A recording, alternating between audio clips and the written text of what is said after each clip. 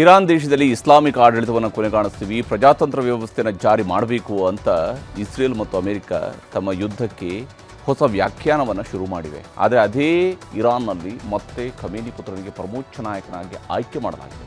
ಯಾರೇ ಉತ್ತರಾಧಿಕಾರಿಯಾಗಿದ್ದರೂ ಅವರ ಸಂಹಾರ ಮಾಡ್ತೀವಿ ಅಂತ ಹೇಳಿ ಇಸ್ರೇಲ್ ರಕ್ಷಣಾ ಸಚಿವ ಸಂದೇಶ ಕಳಿಸಿದ್ದಾರೆ. ಈ ಮಧ್ಯೆ ಆಯತುಲ್ಲಾ ಖಮೇನಿಯ ಅಂತ್ಯಕ್ರಿಯೆಯನ್ನು ಮತ್ತೆ 3 ದಿನಗಳ ಕಾಲಕ್ಕೆ ಮುಂದೂಡಿಕೆ ಮಾಡಲಾಗಿದೆ.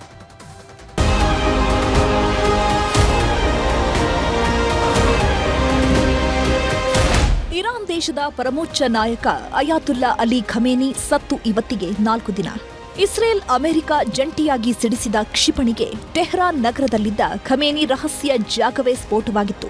ಆ ಕಟ್ಟಡದ ಅವಶೇಷಗಳ ಅಡಿ ಸಿಲುಕಿದ್ದ ಖಮೇನಿ, ಆತನ ಪತ್ನಿ, ಮಕ್ಕಳು, ಮೊಮ್ಮಕ್ಕಳು, ಆಪ್ತ ಮಿತ್ರರು ಕ್ಷಣಾರ್ಧದಲ್ಲಿ ಸರ್ವನಾಶವಾಗಿದ್ರು. 4 ದಿನದ ಬಳಿಕ ಇವತ್ತು ಇರಾನ್ನಲ್ಲಿ ಖಮೇನಿ ಅಂತ್ಯಕ್ರಿಯೆ ನಡೆಸಬೇಕಿತ್ತು. ಇರಾನ್ನ ಪವಿತ್ರ ನಗರವಾದ ಮಶಾದ್ನಲ್ಲಿರುವ ಇಮಾಮ್ ರೆಜಾ ಮಸೀದಿಯಲ್ಲಿ ಸಮಾಧಿಗೂ ಸಿದ್ಧತೆ ಮಾಡಿಕೊಂಡಿದ್ರು. ಆದರೆ ಮತ್ತೆ 3 ದಿನ ಶೋಕಾಚರಣೆ ವಿಸ್ತರಣೆ ಮಾಡಿದ್ದಾರೆ. ಈ ಮಧ್ಯೆ ಖಮೇನಿ ಮೃತದೇಹದ ಅಂತಿಮ ಮೆರವಣಿಗೆಯಲ್ಲಿ ಲಕ್ಷ ಜನ ಭಾಗಿಯಾಗಿದ್ರು.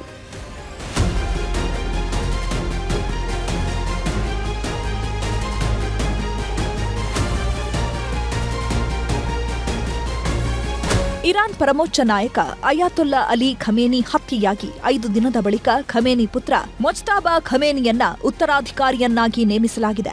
ಯಾವ ಇರಾನ್ನಲ್ಲಿ ಕುಟುಂಬದ ಸರ್ವಾಧಿಕಾರವನ್ನ ಇಸ್ರೇಲ್ ಕೊನೆಗಾಣಿಸಲು ದಾಳಿ ಮಾಡಿತ್ತೋ ಅದೇ ಕುಟುಂಬಕ್ಕೆ ನಿನ್ನೆ ಇರಾನ್ ಧರ್ಮಗುರುಗಳ ಅಸೆಂಬ್ಲಿ ಆಫ್ ಎಕ್ಸ್ಪರ್ಟ್ ಸಮಿತಿ ಸಭೆ ನಡೆಸಿ ಖಮೇನಿ ಪುತ್ರ ಮೊಜ್ತಬಾ ಖಮೇನಿಯನ್ನ ಉತ್ತರಾಧಿಕಾರಿಯನ್ನಾಗಿ ಆಯ್ಕೆ ಮಾಡಿದ್ದಾರೆ. ಅಷ್ಟಕ್ಕೂ ಯಾರು ಈ ಮೊಜ್ತಬಾ ಖಮೇನಿ ಅಂತ ನೋಡೋದಾದ್ರೆ, ಅಯಾತುಲ್ಲಾ ಖಮೇನಿಯ 2ನೇ ಹಿರಿಯ ಮಗ ಮೊಜ್ತಬಾ ಹೊಸೇನಿ ಖಮೇನಿ ಅಂತ.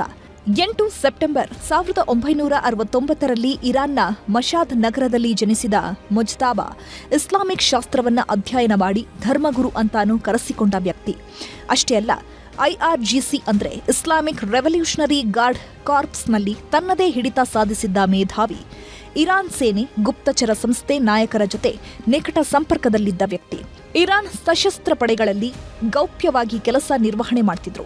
ತಂದೆ ಖಮೇನಿಯ ರಾಜತಾಂತ್ರಿಕ ನಿರ್ಧಾರಗಳ ಹಿಂದಿನ ಸೂತ್ರಧಾರ ಈತನೇ ಅನ್ನೋದು ಈಗ ಹೊರಗೆ ಬರ್ತಿರೋ ಸತ್ಯ ಸಂಗತಿಗಳು. ಯಾಕಂದ್ರೆ ಅಪ್ಪ ಖಮೇನಿ ಆಡಳಿತದ ವಿರುದ್ಧ ದಂಗೆ ಎದ್ದವರನ್ನ ದಮನಿಸಿದ್ದು ಇದೇ ಮೊಜ್ತಬಾ ಅನ್ನೋದು ಜಗಜ್ಜಾಹೀರಾಗ್ತಿದೆ. ಈಗ ಇರಾನ್ ದೇಶದ ಸರ್ವೋಚ್ಚ ನಾಯಕನಾಗಿ ಮೊಜ್ತಬಾ ಆಯ್ಕೆಯಾಗಿದ್ದು ಅಧಿಕೃತ ಘೋಷಣೆ ಆಗಬೇಕಿದೆ. ಇಸ್ಲಾಮಿಕ್ ವಂಶ ಪಾರಂಪರ್ಯದಿಂದ ಇರಾನ್ಗೆ ಮುಕ್ತಿ ಕೊಡಿಸ್ತೀವಿ ಅಂತ ಅಮೆರಿಕ ಹೇಳಿದೆ. ಇಸ್ರೇಲ್ ಕೂಡ ಇರಾನ್ನಲ್ಲಿ ಹೊಸ ಆಡಳಿತವನ್ನ ರಚಿಸೋದಕ್ಕೆ ಯುದ್ಧವನ್ನೇ ಸಾರಿದೆ. ಇದರ ಮಧ್ಯೆನೇ ಖಮೇನಿ ಪುತ್ರನಿಗೆ ಸರ್ವೋಚ್ಚ ನಾಯಕನ ಪಟ್ಟ ಕಟ್ಟಿದ್ದಾರೆ. ಅದು ಖಮೇನಿ ಅಂತ್ಯಕ್ರಿಯೆ ದಿನವೇ. ಇದನ್ನೆಲ್ಲ ನೋಡಿದ್ರೆ ಯುದ್ಧ ಇನ್ನಷ್ಟು ತೀವ್ರಗೊಳ್ಳೋದನ್ನ ತಳ್ಳಿ ಹಾಕೋ ಹಾಗಿಲ್ಲ. Bureau report, news 18.